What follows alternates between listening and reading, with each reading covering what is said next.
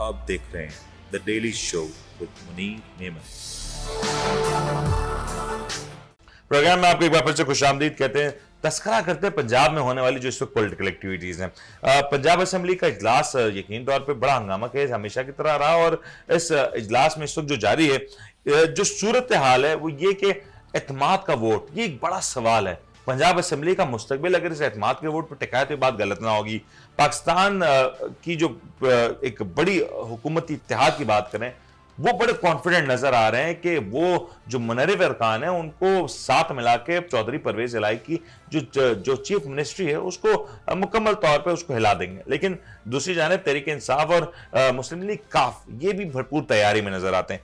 क्या होने जा रहा है और इनसाइड स्टोरी क्या, क्योंकि बहुत कुछ अंदरूने खाने चल रहा है और उसके ऊपर बड़ी सारी मामला भी चल रहे हैं। जंग साहब, क्या हो रहा है पंजाब असेंबली में, क्योंकि बड़ी इनसाइड स्टोरीज हैं, एक बड़ा इंटरेस्टिंग सूरत हाल बनती हुई नजर आ रही है, क्योंकि एक जानिब अदालत का हुक्म भी है, दूसरी जानिब परवेज इलाही साहब का बयान भी है, उन्हें एतमाद का वोट लेना भी है और उनको नहीं भी लेना। क्या होने क्या जा रहा है? असल जो बहरान है ना, वो जो असेंबली में अदम एतमाद का बहरान नहीं है कि आप जो है ना वजीर आला, ये असेंबली के हर मेंबर, पूरी असेंबली, पूरे सूबे का बहरान ये है कि एक दूसरे पे एतबारी नहीं है। बिल्कुल सही, अदम एतमाद है।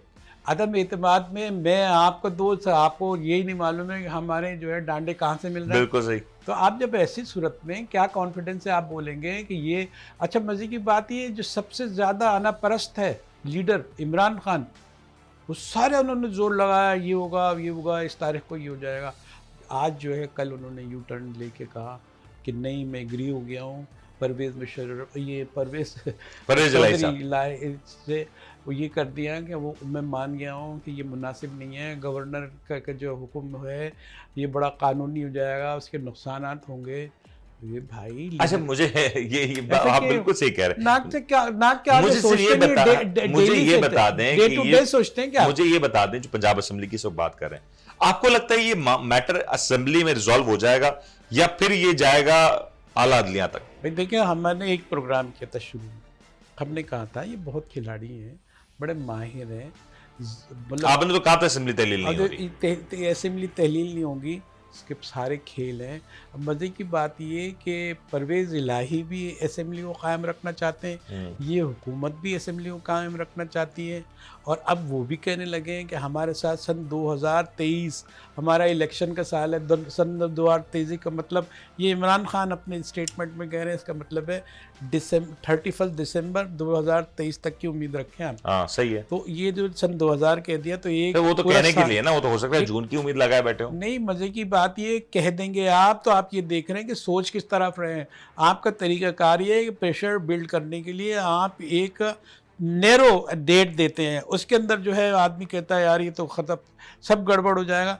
लेकिन अब वो उनको भी देख रहे हैं कि ज़रा जल्दी यू टर्न न लिया जाए, एक लंबा सा यू टर्न ले लेके वापस लौटा जाए। ये सबको उम्मीद हो गई है कि ये ऐसे हालत में कोई भी नहीं लेना चाहता। और ऐसे मैं थोड़ा प्रिसाइज कर लेता हूँ ना, मुझे ये बता दें, अगर तमाम तर फेज में चले, मैं ये समझता हूँ कि चौधरी परवेज इलाही साहब अपनी स्ट्रेटेजी में कामयाब भी हो जाते हैं, आपको लगता है कि तहरीक इंसाफ या मुस्लिम लीग काफ आने वाले दिनों में फिर असेंबली तोड़ने की बात करेगा? आपने कहा तहरीक इंसाफ खान साहब ने इस वक्त तो कह दिया यू टर्न, हो सकता है बाद में ये तासुर देने की कोशिश की जा रही हो और फिर ये जैसे ही सूरत हाल काबू में आए सडनली चौधरी परवेज इलाही साहब ये असेंबलियां तहलील कर दें, ऐसा मुमकिन है? बदतरीन दौर में एक अच्छी सी खूबी है ये बात, एस्टेब्लिशमेंट कोई मार्शल नहीं लगाई ऐसे हालात में, कौन लेगा? बिल्कुल सही। ये कोई ओन नहीं करने को तैयार है। खान कितनी भी बातें कर लें, अभी ओन नहीं करना नहीं चाहेंगे। सही है।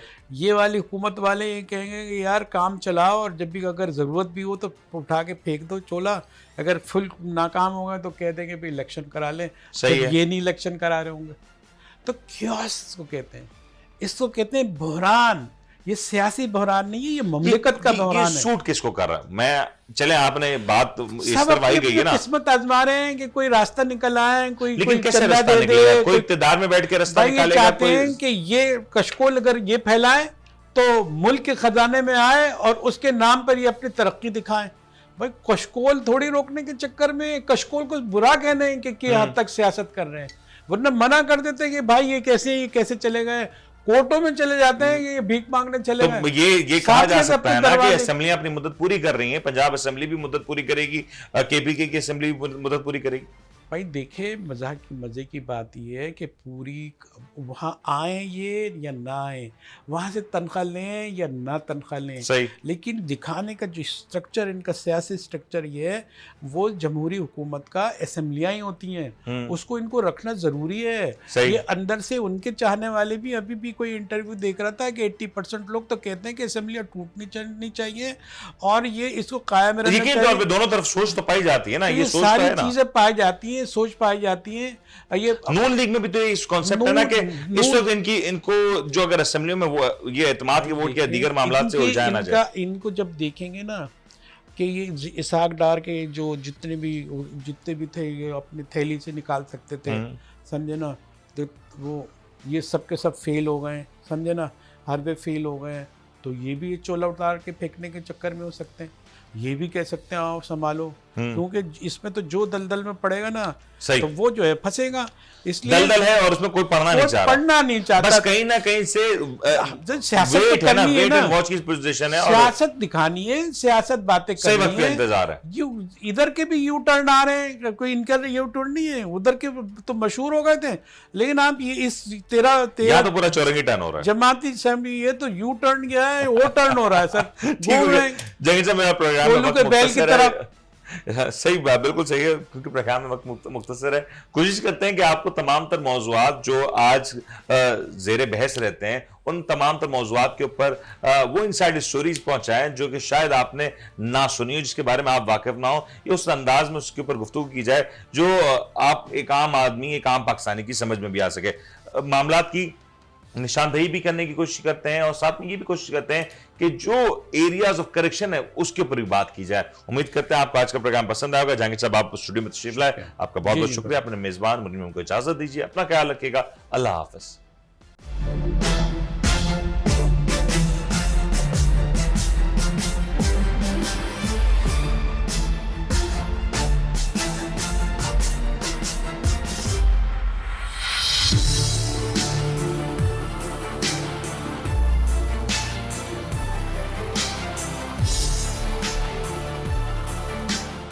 आप देख रहे हैं the daily show with Munir नेमत।